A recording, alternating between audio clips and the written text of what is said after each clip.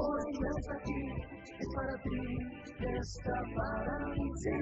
Donde cualquier parte de Colombia, con tu tecnología y metodología, tendrás la educación que tú querías.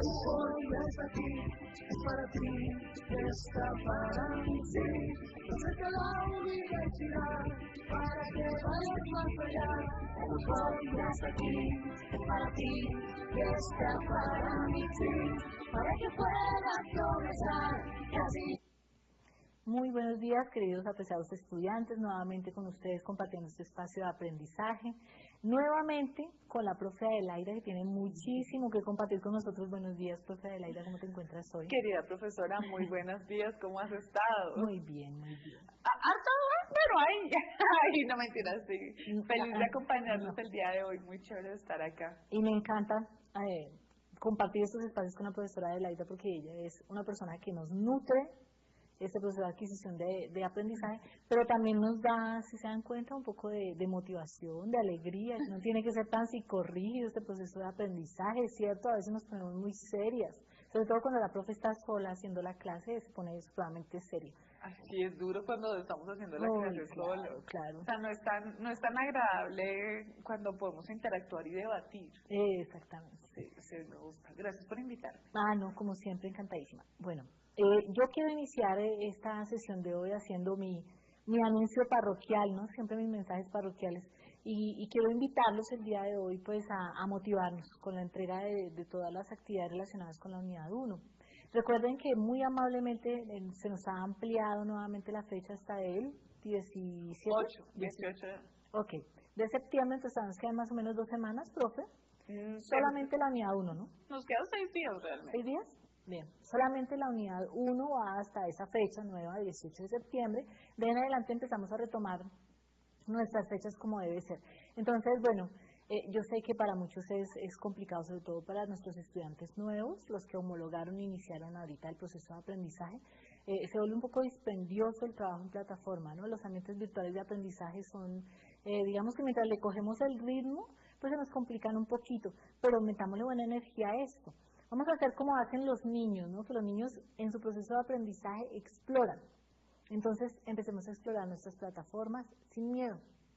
Exploremos, revisemos. No creo que ustedes vayan a afectar nada del curso por el hecho de estar revisando. Entonces hagamos el ejercicio como los niños, aprendamos de cero, hagamos un ejercicio de exploración. Concienticémonos de que en este proceso de aprendizaje se nos presentan muchos retos, pero que son retos que tenemos que sobrepasar. No tiremos la toalla así de fácil. Cuando vi que la plataforma se me abrió y encontré una cantidad de trabajos que no son muchos realmente, y que es amplio, ¿no?, el tiempo para entregarlos, no se asusten, tómenlo con calma, respiren, qué sé yo, ¿no, profe? No, y lo que uno siempre les dice, que tengan claridad en cuál es su proyecto de vida. Sí. Porque es que si ante la primera, la segunda, la tercera, en todo proyecto que uno inicia, en toda situación que uno genera, se van a presentar cientos y cientos de situaciones aversivas que no siempre van a ser fáciles y llevaderas, pero pues uno tiene que tener capacidad de autocontrol y de generar una alta tolerancia a la frustración, porque pues profe, yo te cuento, yo estoy estudiando la maestría, también es virtual, y me acuerdo tanto que en el primer semestre jamás, yo ni en colegio, ni en pregrado, ni en especialización, yo nunca perdí una materia, y eso que en especialización vi una que se llamaba contabilidad, no, eran finanzas, y yo no tenía ni idea de eso, y no perdí, y voy y pierdo la que más manejaba, que era investigación, en la maestría, en primer semestre, y me acuerdo tanto, mi mamá me dijo, pues mamita, déjate ahí, vaya,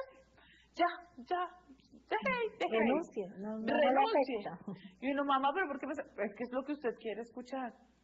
Y pues sí, a veces uno quiere que se pongan del lado de uno y que le digan a uno que pobrecito uno y demás, pero pues mi objetivo es cuál es mi proyecto de vida, hacia dónde voy, qué quiero lograr. Correcto, sí. Es importante que no la gente. Sí, esta nueva metodología es difícil para los que hasta ahora están tomándola, ¿no? Pero es nuestra opción, es decir, si la elegimos es porque nuestra situación familiar, nuestra situación laboral, el tiempo que nos queda libre, nos permite acceder a este método de aprendizaje. Si no, pues estaríamos en una formación tradicional, presencial, teniendo al docente todos los días en el tablero. Pero pues estas son las condiciones que hemos elegido. Son excelentes condiciones, pero son condiciones que requieren de ser muy, ¿cómo se diría, profe? Fuerte, tolerante, de tener muy claro el proyecto de vida, ¿no? De automotivarnos, de tener algún método de estudio que nos permita autoaprender, ¿no? Porque no vamos a tener el docente 100% al lado.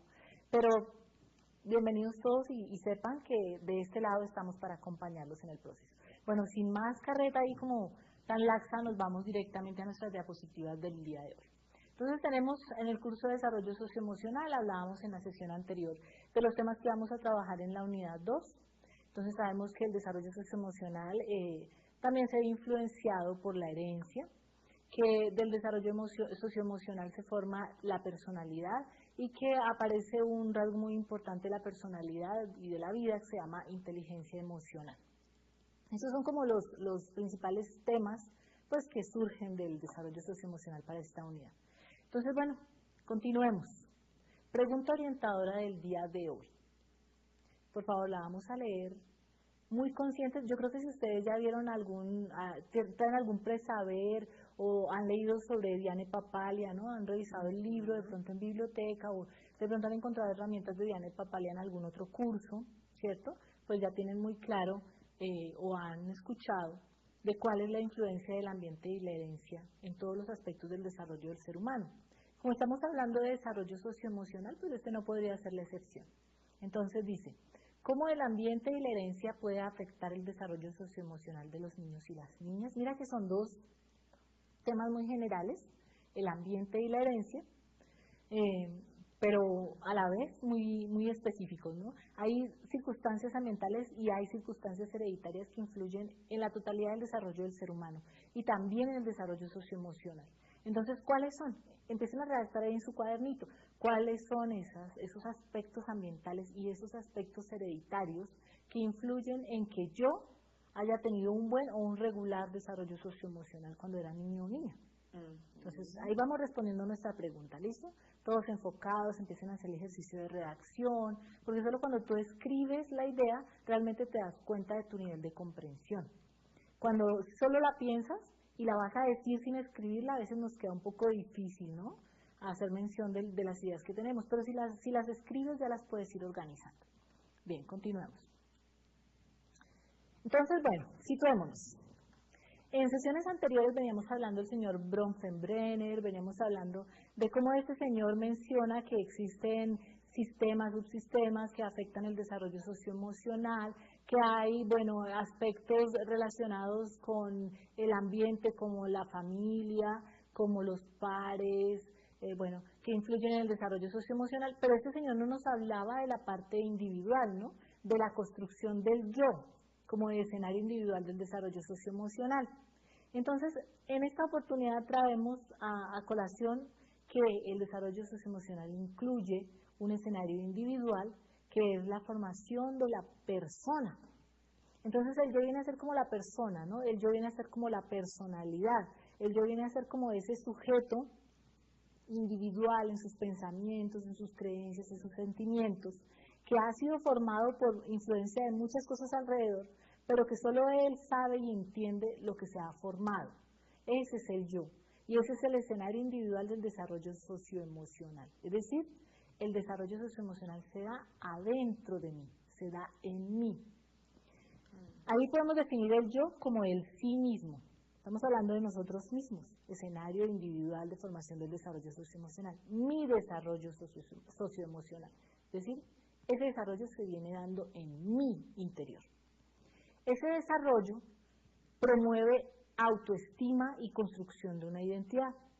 Es decir, en la medida en que yo me voy desarrollando socioemocionalmente, voy construyendo afecto, lazos, me va influenciando o me voy dejando influenciar del ambiente, de aspectos personales, de situaciones que vivo a diario, se va construyendo algo que se llama identidad, ¿cierto? Y se va fortaleciendo un aspecto muy importante de mi personalidad que se llama la autoestima. Y de hecho eso se ve desde siempre, ¿no?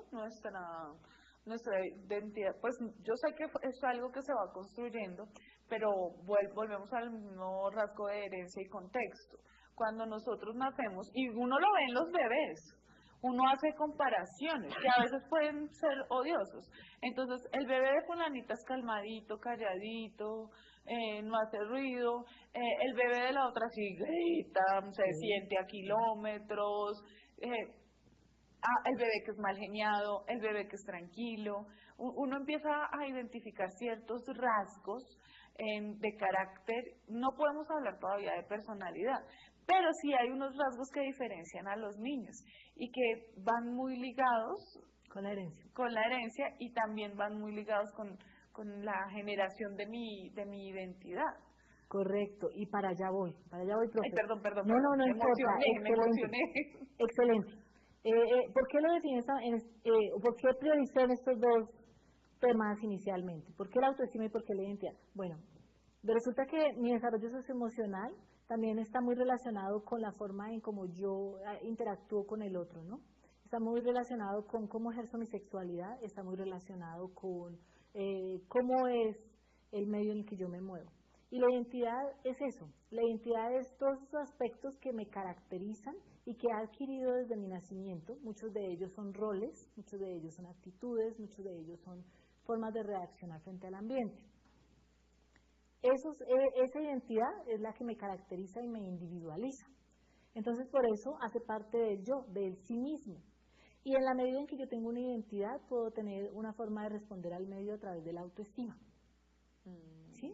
Entonces puede que mi forma de reaccionar frente al medio no sea la más adecuada y puedo hablar de autoestima baja, o puedo tener una excelente forma de reaccionar emocionalmente frente al medio y puedo tener una autoestima alta. La autoestima también influye la inteligencia emocional, influye cómo me comporto con los demás, influye en el concepto que tengo de mí mismo, influye en mis metas, influye en mi proyecto de vida. La autoestima, la identidad afecta a la autoestima. Eso tiene como un orden. Identidad afecta a autoestima, autoestima a mi proyecto de vida y mi calidad de vida. Voy a definirlas como las tengo en la diapositiva, ¿listo? Vamos a la presentación. Dice, autoestima.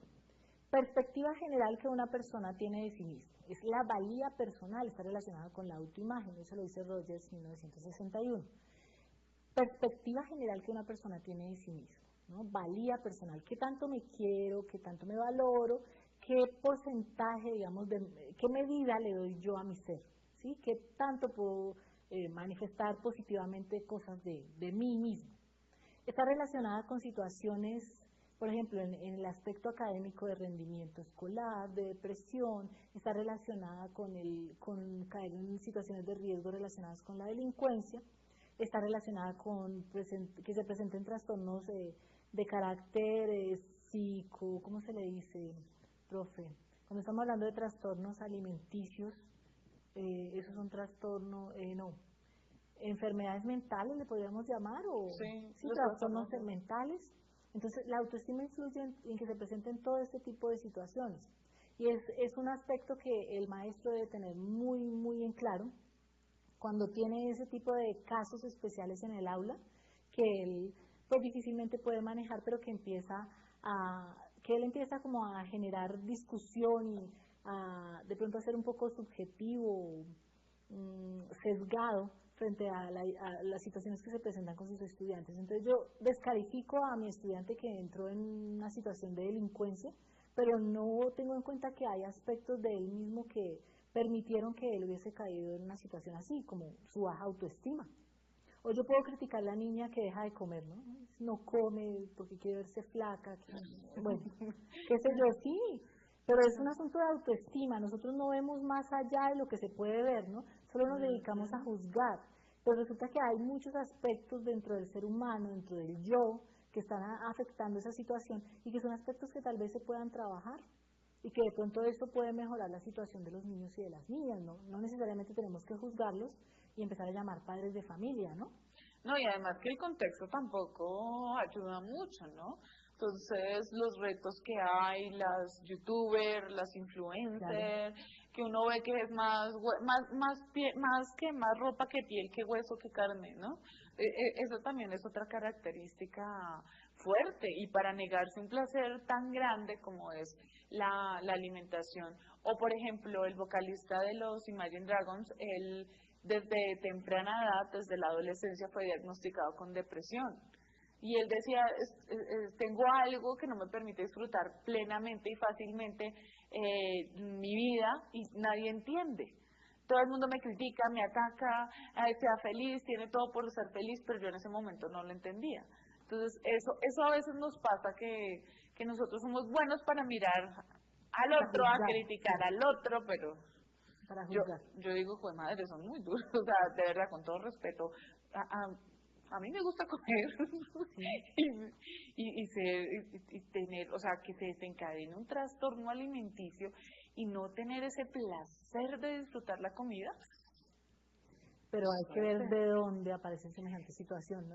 Es que desde muy chiquitos nosotros en nuestro proceso de crianza tenemos muchos errores como padres. Por ejemplo, descalificar al niño por todo. No sea cochino. En lugar de decir, oye, no te comas lo que cayó en el piso porque, bueno, puede tener de pronto algún virus, una bacteria, qué sé yo, que te pueda hacer daño. Pero nosotros tendemos a descalificar al niño. No sea cochino. Usted no sabe hacer nada. Todo eso marca mucho la personalidad del niño y por ende la autoestima, ¿cierto? Y la autoestima es como el predecesor de muchos aspectos de riesgo y enfermedades de carácter psicológico que nosotros no tenemos en cuenta cuando los niños están pequeñitos, pero que con el tiempo aparecen. Entonces, a los niños hay que hablarles positivamente, hay que formarlos, o sea, porque a nosotros nos maltrataron, ellos no tienen por qué ser maltratados, ¿cierto? Son cosas que uno dice, me gustaría darle a mis hijos lo que yo no tuve, ¿no? Pero resulta que yo no tuve buen trato, pero lo primero que le doy a ellos es maltrato. O les doy en exceso todo. Ay, no le diga nada porque entonces el niño se va a traumatizar. Ay, es que a mí me pasó y yo no quiero que... O sea, todos los excesos son malos. Y lo que tú dices es muy cierto. O sea, yo lo que analizo y lo que pues muchos estudios han mostrado, sobre todo en la adolescencia y la niñez, cuando aparece un trastorno alimenticio, es que en eso tienen el control. Ellos no tienen el control del resto del contexto, pero en lo que ingieren en la comida y en su cuerpo sí tienen el control. Entonces es una manera de mostrar, de controlar lo que no pueden controlar en el resto de su vida. Y sí, a los niños hay que darles amor. A mí me parece que es importante también aprender a decirles que no, cuando es necesario. Ciertas cosas, sí, pero es el no saludable. Es decir, yo no le puedo estar diciendo que no a todo. Usted no sirve, usted no me gusta, no me gustan sus amigos, no. Es explicar el por qué no. ¿Cierto? Sí, ese no como le decía a uno a la mamá, no me sale, ¿por qué? ¿Por qué no? Ese no sirve. ¿A dónde vamos? Sí, ese no, ay, porque yo lo digo y ya, no. Pero sí, lo que tú dices, la manera en cómo le expresó el afecto. Yo tuve un estudiante, yo la verdad no sé, honestamente, yo era aterrada. O sea, el muchacho no tenía más para dónde, consumía sustancias psicoactivas, tenía conductas agresivas, no rendía académicamente. Y cuando uno citaba a la mamá para hacer seguimiento de eso, llegaba y le decía, primero lo trataba mal, le decía, usted es un hijo de tantas, usted es ta. Después lloraba, se calmaba y él lo cogía y le decía que lo amaba, y mientras lo estaba acariciando, a un muchacho de 14 años, cogía y lo cacheteaba, maldito desgraciado, y volvía y se alejaba, y yo era como, ay, antes salió medio bueno. Realmente sí, ¿cómo marcamos la autoestima de los niños y las niñas con esas acciones que nosotros no podemos manejar? Porque nuestras propias capacidades socioemocionales son tan limitadas, ¿no? La forma en cómo uno reacciona frente a cosas que son tan simples y uno las magnifica y hace show, y todo eso marca mucho a las nuevas generaciones, eso nos marcó a nosotros y marcará a nuestros niños. Entonces tenemos que ir haciendo como una reevaluación de cómo estamos fortaleciendo la autoestima y la identidad de los niños y de las niñas. Y cuando hablamos de identidad es que yo pertenezco, ¿no? Que tengo unos gustos, tengo unos rasgos, tengo unas características que me diferencian de los otros, pero que esos gustos, características y demás están relacionadas con que yo pertenezco a un medio, con que yo pertenezco a un grupo que es así, con que yo pertenezco a un lugar. Entonces tiene mucho que ver con los lazos. Cuando el niño está solo, está sola, crece solo, sola y no puede realmente construir una identidad, es un niño vulnerable, en estado de riesgo. Sí, y pueden hacer. Y de hecho, si ustedes lo analizan en este momento, en esta sociedad tan difícil, tan fuerte y tan pesada, ¿cuántos de ustedes tienen la fortuna, o cuántos de ustedes, o de nosotros tuvimos la fortuna de crecer con uno de nuestros padres ahí pendiente. Por ejemplo, mi mamá tuvo que hacer muchos sacrificios, pero mi mamá estaba ahí.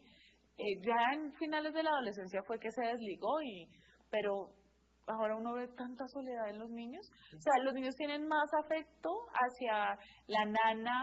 Ahorita existen muchas empresas que son las que brindan servicios para que tengan nanas, ¿sí? Porque los papás no pueden estar. Entonces, ¿quién es la que corre con la maleta? ¿Quién es la que llega antes de que se vaya a la ruta? ¿Quién es la que le entrega el desayunito? En casi todos los casos es la nana o la abuelita, pero no está el rol del papá o de la mamá. Se da, obviamente no vamos a juzgar y a decir que eso es un 100%, no, pero hay unos casos diferentes. Entonces, sí. Es que me hace recordar, en otra clase, no fue en esta clase, tuve la oportunidad de compartir con la profesora Cindy, ¿no? Y me hablaba de eso, del rol tan importante de la madre en el proceso de construcción de una identidad de género de los niños, ¿no? Y cómo el que ella haga presencia en el hogar permite que la familia se mantenga sólida y con un sentido. No, y siempre hay como alguien que une a la familia, el matriarca, ¿no? Exacto, ella hablaba de eso, hablaba como de la columna vertebral y la cabeza, y decía, bueno, si la mujer que es la columna vertebral se desarticula, la cabeza se cae, algo así. Y sí, el rol de la mujer en la construcción de identidad, autoestima, fortalecimiento de familia, sí, es importantísimo. Por ejemplo, veamos en el desarrollo socioemocional que uno muchas veces no lo ve. Nosotros como cultura tenemos algo que es muy de nuestro contexto y es la cena familiar. Se da muchas veces, es muy notoria en diciembre, ¿sí? En la cena de diciembre, el 24 de diciembre o el 31. Pero también, por ejemplo, en mi familia, mi mamá una vez al mes, un domingo, nos avisa a todos que va a cocinar. Okay. No pregunta qué ni cómo. Y yo desde siempre tengo ese recuerdo de todos sentados a la mesa, comiendo, y ella ya está empezando a hacer la transición y dice, bueno, yo no sé cuánto me quede, ¿quién va a asumir este rol? ¿Quién va a encargarse de reunirlos a todos en la casa y la comida? Y es un momento en que los niños, que son los más pequeños, los nietos, aprenden que es el momento de sentarse, entonces no hay celulares, todos empiezan a gritar, todos empezamos a hablar, a compartir, pero es algo que le ayuda a ellos al desarrollo socioemocional y a sentir su identidad. Esta es mi familia. Exactamente. Es la que me da soporte, ¿no? La que me da solidez y la que me va a fortalecer. Esa es la idea, construir familia. Excelente. Vamos a avanzar un poquito porque nos vamos quedando de tiempo y no vamos a hablar de tantas cosas. Entonces, bueno, ahí la identidad está presente en muchos aspectos de la vida. Hay una identidad religiosa, hay una identidad vocacional, una identidad sexual, identidad étnica y cultural. Hay unos intereses relacionados con la identidad, una identidad de relaciones y de herencia. Entonces, sí, la identidad se ve en muchos ámbitos y nos fortalece, nos forma. Son una serie de características que todos estos ámbitos van asignándonos a nosotros para que nos construyamos en sí mismos, es decir, nuestro yo. Y vamos a este siguiente tema, ya cerrando los factores ambientales y subjetivos que influyen en el desarrollo socioemocional, también nos vamos a los factores ambientales y herencia. Entonces dice, la conclusión es que estos dos aspectos, tanto del ambiente como la herencia, influyen en el desarrollo socioemocional de las personas. La discusión es, ¿cuál influye más? Si la herencia o el ambiente, ¿cierto? Dejémoslo ahí, no toquemos todavía eso y vamos a hablar de herencia, ¿listo? Pero tengámoslo pendiente, ¿cuál influirá más en el desarrollo socioemocional? ¿La herencia o el ambiente? No sé, no puedo contestar, pero me muero, soy como esos niños levantando la mano, yo quiero. Déjalo ahí, a ver. Eso es como el mito de el acertijo de que fue primero, el huevo o la gallina. Exactamente, así, tal cual. ¡Ay, qué emoción! Entonces hablemos de la herencia. Bueno, yo les puse este ejemplito iniciando la diapositiva y dice, no hay un ser humano que pueda vivir un día sin tener emociones. Todo está relacionado con las emociones, es lo primero que nosotros tenemos, emociones. Cuando huelo algo, cuando como algo, cuando me dan un abrazo, todo eso permite que se presenten emociones. Pero nadie nos enseñó a tener emociones y hace parte, o a reaccionar frente a las emociones, hace parte de nuestra memoria celular. ¿Y qué significa tener memoria celular? Que tal vez eso lo heredamos, que la manera de reaccionar frente a las emociones, la manera de sentir las emociones, es un aspecto heredado probablemente. Entonces hablemos de herencia. ¿Y qué es herencia? hace parte o se refiere.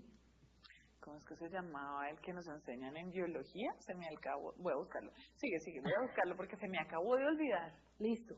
La herencia hace referencia a la dotación cromosómica de cada uno, es decir, aquí usted tiene un conjunto de cromosomas y genes. Si lo recuerdan, si lo aprendieron en el bachillerato, por allá en biología, y decían, usted tiene no sé cuántos genes, ya no los recuerdo, esos genes componen su ADN, tiene una cantidad de cromosomas.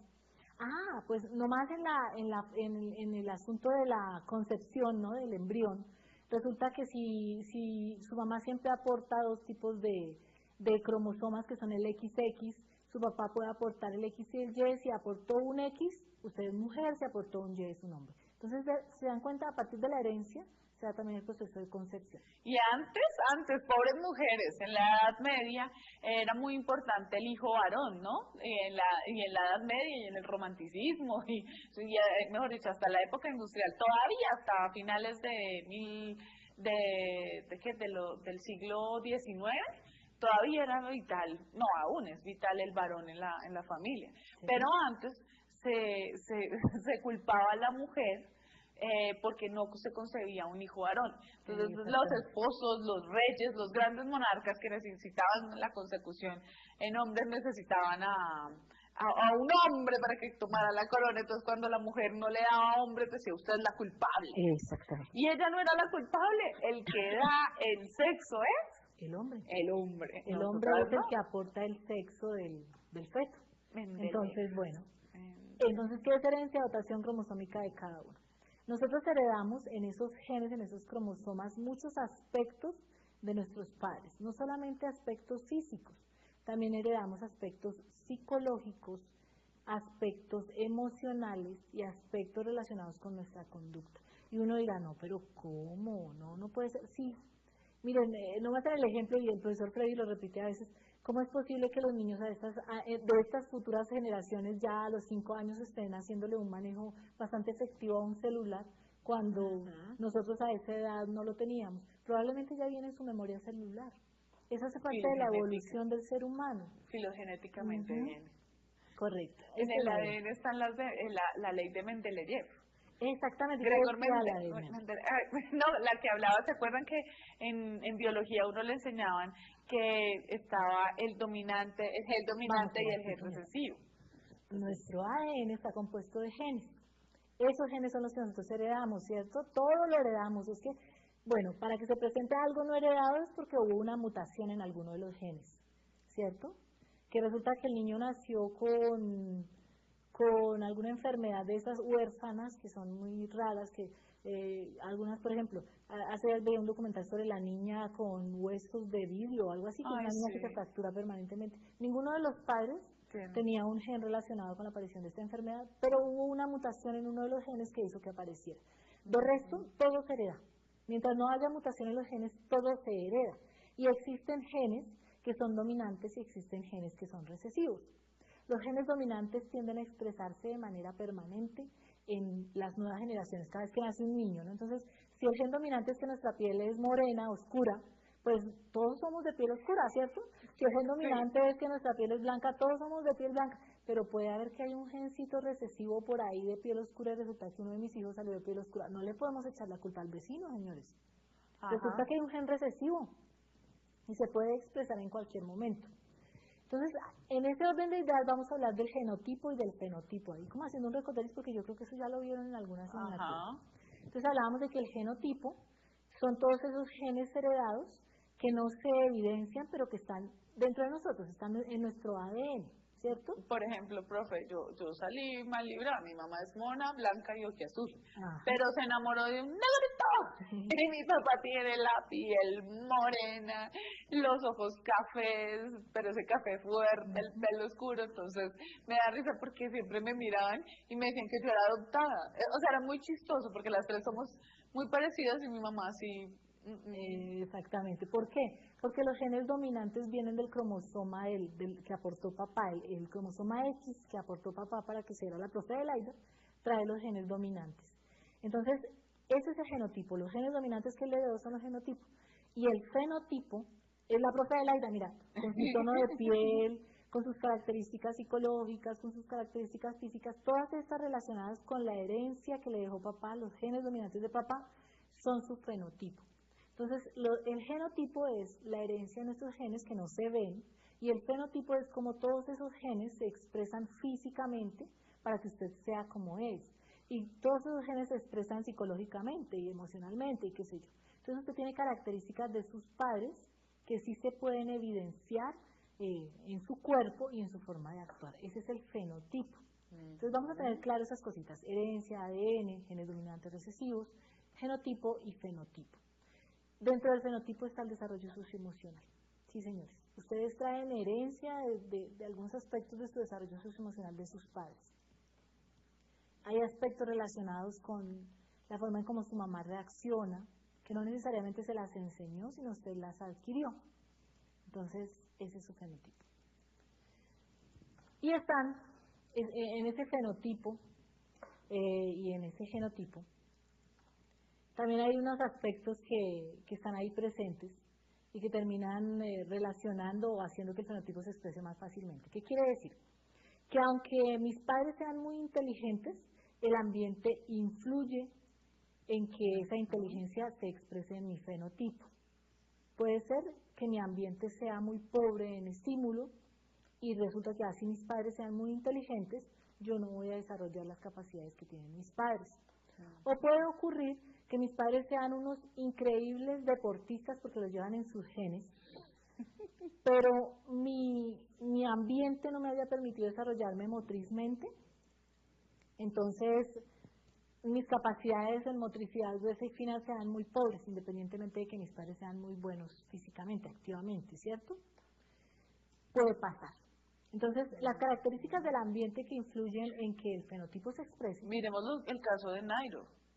Okay. Nairo Quintana, los padres no son, o sea, son campesinos, pero nunca habían hecho ese deporte de alto, no eran deportistas de alto rendimiento. Entonces ahí vemos como la parte física, porque pues cuando uno es del campo, cuando sus padres son campesinos, uno adquiere la fisionomía y la fuerza, vaya, y ponga un citadino a hacer lo que hace un campesino y no le dura ni media hora. ¿Qué es eso? Genotipo. Genotipo. Okay. Pero también está la parte social y el contexto. ¿Y qué pasó? Que Nairito es de Boyacá y el contexto hacía que se trasladara y se moviera en bicicleta y empezó a gustar y se dio toda la oportunidad para que lo trabajara. Ahí viene la parte emocional, la capacidad. Él no se rinde, ustedes lo han visto. Si Nairo se cae, se levanta y va golpeado y vuelto una navalla y vea si uno se aguanta esos totazos. Si uno subiendo un puente peatonal se muere, él sube unas montañas, vuelve y las baja, coge y vuelve y sube y vuelve y baja y sigue como si nada. Entonces ahí estamos viendo la parte emocional, o sea, el contexto. Los papás podía que no tuvieran la manera de estimularlo, pero lo apoyaron y el contexto le dio y le generó las herramientas para poder hacer lo que está haciendo hoy. Sí. Y es un duro. Entonces, excelente, profe, no, excelente. Mire, volvamos a la diapositiva para poder hacer como énfasis en esto. En cómo se expresa el fenotipo, es decir, usted ya trae sus genes, trae su herencia, pero la manera en cómo estos genes se expresan en su fenotipo depende de muchas cosas de las que ya hemos hablado. Del microsistema, ¿se acuerdan en qué consistía el microsistema? Recuerdan que era la familia, los padres, los amigos, el ambiente general, el ambiente más cercano, ¿no? Pues ese influye absolutamente en que todos esos genes se desarrollen o no. El contexto, lo que hablaba la profe de Nairo, necesitaba hacer uso de la bicicleta y empezó a desarrollar toda esa fuerza física que traía en sus genes y esa fuerza mental que trae en sus genes, porque son dos tipos de fuerzas que están dentro de él, que fueron heredadas, no creo que hubieran salido de la nada. La fuerza física de sus antepasados campesinos y probablemente indígenas, una fuerza física absoluta, y una fuerza mental que también hace parte como del contexto en el que está ese contexto cultural campesino, de muchas situaciones. Así como hay otro aspecto que influye en el desarrollo del fenotipo, que son los estilos parentales. ¿Por qué? Ya lo habíamos hablado, ¿se acuerdan que habíamos hablado de estilos parentales? Pues bien, un padre sobreprotector no va a permitir que los genes, por ejemplo, de su hijo deportista se desarrollen al 100%, porque pobrecito se va a caer, se va a golpear, se va a lastimar. Entonces, un padre sobreprotector inhibe el desarrollo de esos genes que trae el niño. que pueden ser genes de un deportista de alto rendimiento, pero resulta que su padre es tan sobreprotector que no le permite ir y desarrollar, aprender, correr, saltar, porque se cae, porque se ensucia, porque suda. Yo me acordé de una señora que conocí alguna vez que le impedía al hijo correr porque sudaba. Ay, sí. No corra porque suda. Somos seres humanos, eso hace parte de nuestra naturaleza, ¿cómo le va a impedir que corra, por Dios, y que sude? Eso no tiene sentido. Entonces, des en cuenta de que hay aspectos heredados y hay aspectos del ambiente. Usted trae una cantidad de características genéticas importantísimas, habilidades, destrezas, capacidades físicas, capacidades mentales, ojo con eso, capacidades mentales, los que son hijos de madres solteras, capacidades mentales, que hacen que usted sea muy fuerte genéticamente, pero es el ambiente el que lo lleva a desarrollar todos esos aspectos que usted trae en sus genes, en su ADN, y que solamente se pueden desarrollar si existen las posibilidades ambientales o de, qué sé yo, de interacción con el otro para poderlos desarrollar. Ahora sí, profe, respóndame rápidamente. ¿Qué fue primero? ¿Qué fue primero, el huevo o la gallina? Yo pienso que tú ya la contestaste. Desde el comienzo la has ido contestando. Yo no sé. ¿Qué influencia tiene la herencia y el ambiente en el desarrollo socioemocional? Estamos hablando de desarrollo socioemocional porque hay muchos tipos de desarrollo. Profe, a mí me parece que las dos van de la mano, no va una separada de la otra. Hay muchos autores que han tratado de desligarlas y de mostrarlas separado, pero a la hora del té y a la hora de la verdad, cuando tenemos el contexto y cuando tenemos la realidad, influye. Por ejemplo,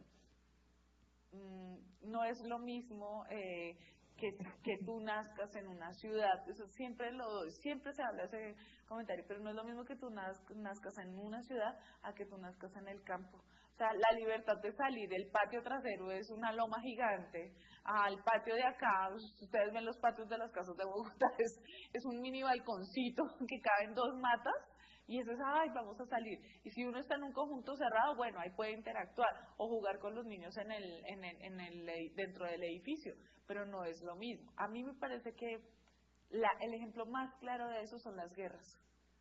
Yo puedo tener toda la herencia para ser brillante, y lo dijo, ay, se me fue el nombre de este hombre, él lideró la nueva serie de Discovery de Cosmos, ay, se me olvidó el nombre. Es un nuevo negrito. Sí. Él decía que en África puede estar otra persona igual de inteligente o superior de inteligencia a Einstein, pero se está muriendo de hambre, porque no tiene las condiciones. Puede tener toda la carga genética, pero no tiene el contexto, no le brinda ni la estimulación ni la alimentación adecuada. Entonces, miren lo que está pasando en Siria, los niños están sufriendo, lo que pasó en nuestras tierras. De verdad, todos escuchamos que se estalla una llanta y todo el mundo actúa así. En otras partes como que pero uno ya pone en posición de ataque, qué tenemos que hacer y cómo protegemos, y es difícil que eso se vaya quitando, tomará tiempo. Entonces, toda la guerra, las situaciones que tuvimos acá, que aún tenemos, cómo marcó e influyó en nuestros niños, en nosotros mismos. Entonces, para mí, van las dos. Sí, señora, mire, es que usted me hace pensar en... nosotros tenemos científicas, mujeres en la NASA colombianas, que nacieron en Colombia, pero las llevaron de chiquitas a vivir a Estados Unidos, ¿no? Si se hubiera quedado en Colombia no estaría trabajando en la NASA, ni habría hecho lo que hizo. Fue una persona que coordinó el llevar la primera sonda espacial a Marte, la investigación a Marte. Es una colombiana, caleña, hija de colombianos, cuyos padres tuvieron que desplazarse a Estados Unidos por situaciones de violencia. Entonces, ellos se fueron como refugiados a Estados Unidos, ella creció allí y hoy en día es una grande científica de la NASA. Lo mismo que Rodolfo Ginás. Bueno, Rodolfo Ginás siempre ha sido de cuna, pero pues el papá era médico, se le presentó el contexto, estudió la Javeriana Medicina, se fue a estudiar a Harvard y allá se dieron cuenta que era. Y él mismo lo dice, miren lo que ha intentado hacer Patarroyo. Patarroyo ha tratado de hacer la investigación acá en Colombia y ¿qué le hicieron? Le embargaron. Ha tratado de sacar las patentes y ¿qué hicieron? Lo embargaron. Entonces a veces el contexto es duro. Si tomamos en Patarroyo y si tomamos en estas personas, ellas llevan una carga genética de inteligencia, de capacidad crítica, de pensamiento crítico, pero solo hasta que se encontraron con un contexto favorable pudieron lograr lo que lograron. Entonces, efectivamente, herencia y ambiente van de la mano, no solamente en el desarrollo socioemocional, sino en el desarrollo físico, cognitivo, bueno, todo tipo de desarrollo. Claro que hay situaciones alternas, externas que se pueden presentar. Siempre hay una variable que genera el cambio. Exacto. Bueno, profe, hasta aquí llegamos el día de hoy. Fue cortico y tenía mucho por decir, pero pues muchísimas gracias, como siempre. Muchas gracias a ti. Un buen día. Buen día.